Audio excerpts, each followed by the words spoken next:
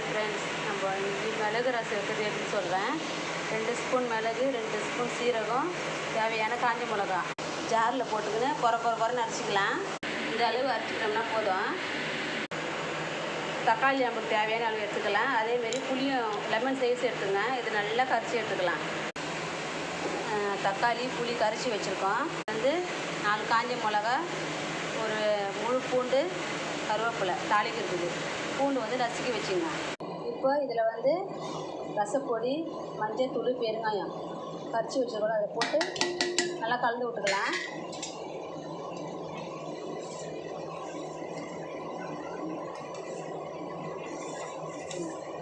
நல்லா கலந்தாச்சு. இப்போ அடுப்பில் எண்ணெய் ஊற்றியாச்சு. கடுகு போட்டுக்கலாம். கடுகு பொரிஞ்ச உடனே காஞ்ச மிளகா,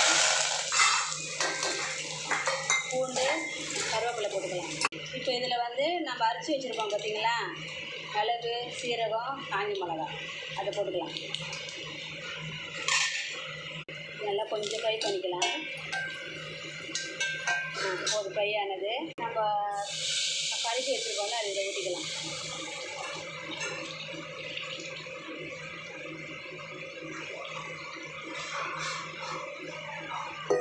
தேவையான அளவு உப்பு போட்டுக்கலாம். பாருங்கள் ஃப்ரெண்ட்ஸ், அவ்வளோதான் ரசம். உங்களுக்கு பருப்பு ரசம் வேணும்னா பருப்பு வச்சு இதில் ஆட் பண்ணிக்கலாம். பாருங்கள், இது நல்லா கழுவி போட்டுட்டு பருப்பு சிம்மில் வச்சிடலாம். நம்ம